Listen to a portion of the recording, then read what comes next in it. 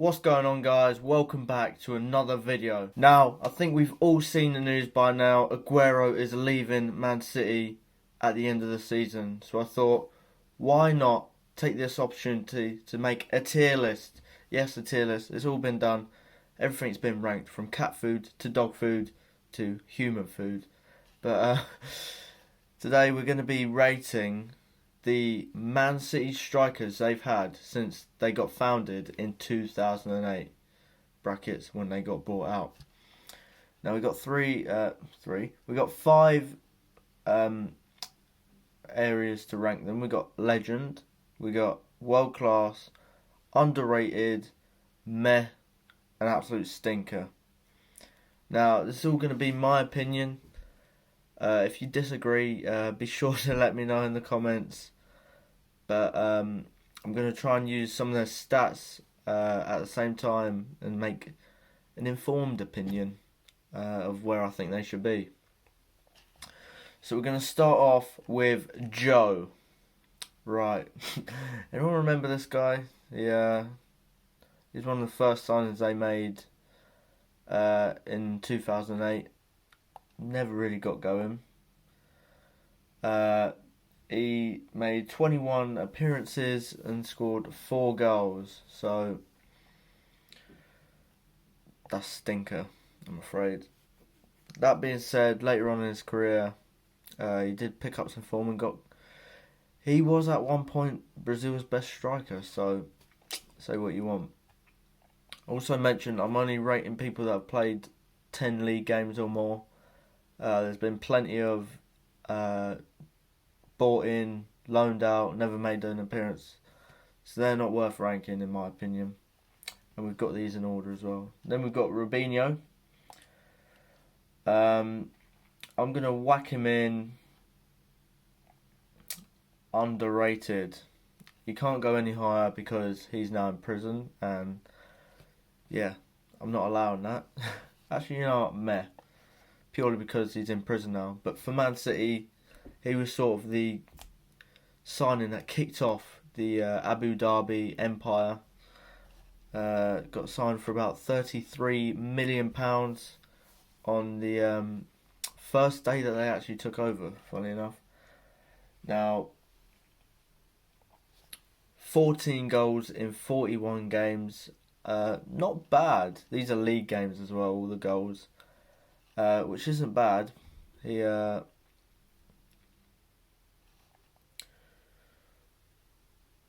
trouble Robinho had, he was sort of the star in a, at the time, average team. He was sort of a marquee signing, and he had the weight of the dynasty on his shoulders. So 14 goals in 41 games, and his first season was a lot better than his second. He picked up a big injury. But yeah, I think he was in the spotlight a lot and he just couldn't handle it. So he ended up going shortly after his knee injury. Next up, we have got Adebayor. Now, this is a controversial one because, as you can see in the photo, he's been a nice guy to the Arsenal fans. But I'm going to put him in underrated. 34 league games, scoring 15 goals. That's nearly a goal every other game, and that for a strike rate is very good. Big man, versatile. He plays so well for City that Real Madrid got him on loan. So yeah, for that reason, underrated. Next up, we've got Mr. Christmas, Rocky Santa Cruz. Now, he's got going stinker purely based on his time at Man City. They signed him from Blackburn Rovers and his numbers were insane. 23 league goals in 57 appearances for an alright Blackburn team, but he had no right getting nearly a goal every other game for that club. And for that reason, Man City swooped in. However, his time at City was nowhere near to the standards that he was achieving at Blackburn. coupled with the fact that they made a couple of other good signings that season, he didn't really get too much of a sniff.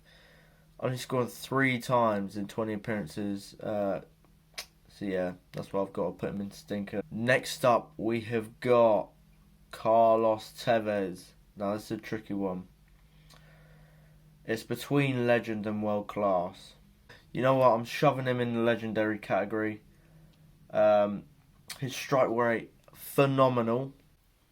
58 goals in 113 games. That's pretty much averaging a goal every other game, which over about 4 seasons is phenomenal. So, and yeah, he was just a bit of a nut job, really, which made him great to watch. I remember he just disappeared for about 4 months, 5 months, maybe longer, playing golf, arguing, classic Tevez things, and then comes back. I remember him coming back. One of his first few games was against Norwich, and it was like he'd never been away, and he's just world class. Yep, but I've put him in the legendary category. Won a lot for Man City and played a big part in their success. From Tevez to Craig Bellamy, he did a job. Not much to say about Bellamy. I'm going to say underrated because he was a bit of a threat and he had a cracking left foot. It's gone to VAR and I've decided the fact that it says underrated just doesn't work for the system. So we changed it to good. All still applies. We're going to say underrated is basically good. And that's why, main reason I've changed it is so I can put Balotelli. He wasn't really underrated. He was actually very highly rated. The problem was he didn't knuckle down. Balotelli is one of those cases where I think, what if? He had it all: pace, power, skill, arrogance. But he just couldn't handle it. It was just too much for a loose cannon. So his strike rate for Man City was 20 goals in 54 games. If you consider that he was 21 at the time, doing that in the Premier League, winning the league, that's actually pretty good going. Which makes me think, what if? He clearly had the talent, but didn't put in hard work, it seems. And we've also got Edin Dzeko. I'm putting him in world class. He was fundamental to the 11-12 winning campaign. People often forget that he scored the equaliser in the QPR game. He's a big man. He was a option B for Man City. I think he's criminally underrated.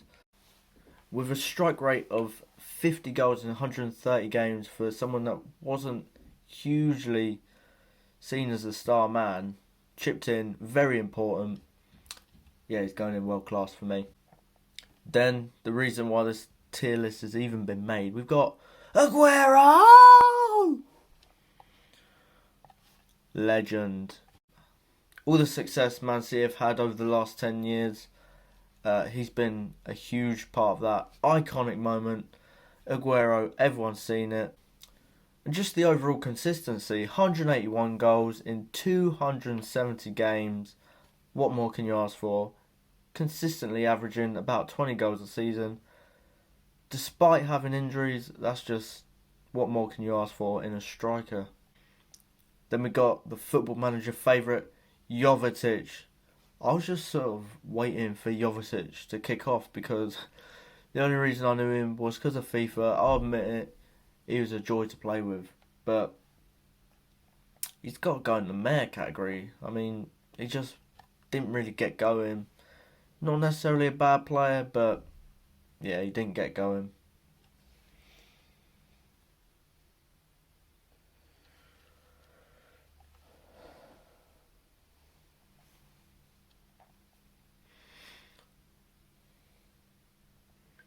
Eight goals in 30 league appearances, it's just a bit meh. And he's also going to get put there, same, pretty much identical stats, 9 goals in 30 games for Alvaro Negredo. I recall in the EFL Cup, he was pretty integral to their success. West Ham fans will remember when he tore you apart over 2 legs. So yeah, he's going in there though. Next up is come on Wilfried Bony, score some goals for Swansea. We go stinker. Wilfried Bony, absolutely unreal at Swansea, but at Swansea he was sort of the focal point. Everyone played around Bonnie, he just fed off absolute service. However, at Man City, didn't really get a consistent run of games, and he wasn't a Man City player, let's face it. That didn't really suit their style of play. Great player in his day, good technique, good finishing, but 6 goals, 36 games. For his time at Man City, bit of a stinker. Next up, it's a really tricky one. Gabriel Jesus. He's wavering between good and world class. 48 games in 123 league games. They're looking for a replacement for Aguero. Do they see him as being the man? Has he been the man in the last year whilst Aguero's been injured? Not really. He's going in good. However, next 2-3 years, easily be world class, but at the moment, just good. Don't get me wrong, he's exceptional. He's a great player, but he just seems to go missing. He needs the service. He's just got to go in good for me. In the same year, Nolito was sold to Man City from Celta Vigo. He's between stinker and meh. However, 19 appearances, he didn't really get too much of a look in. 4 goals. I'm going to go meh, because he is actually a very good player. He was a good player, but just didn't really get a look in.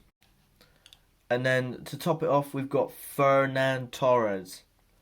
Now, it's early days with him. 17 league appearances, 2 goals.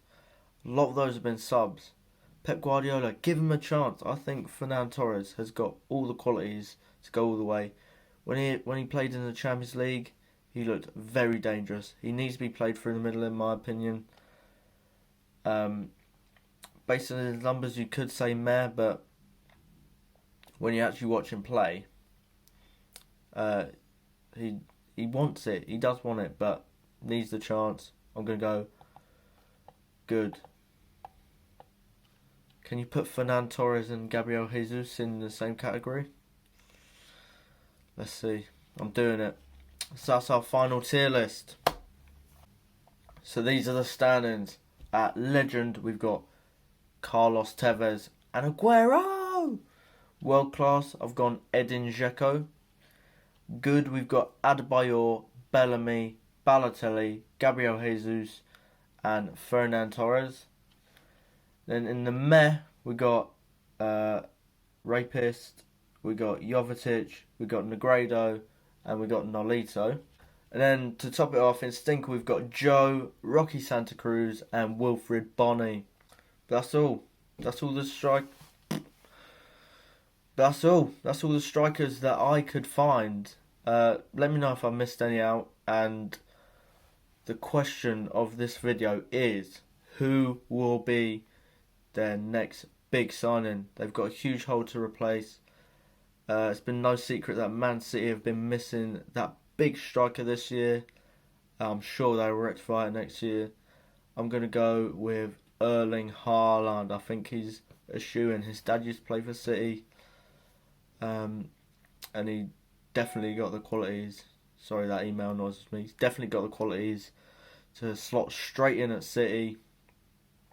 But yeah, that's all. Thanks for watching and bye. You know what? I can't live with myself. I've reviewed it and I'm going to put Gabriel Jesus up one in world class. Purely because I didn't take into consideration his age. Those numbers are sick for an under 23-year-old. Get him world class, mate. I can't live with putting Gabriel Jesus in the same category as Craig Bellamy. So go on, get up in world class, mate. Sorry, I know you're watching this, Gabriel Jesus. So yeah, I bumped you up.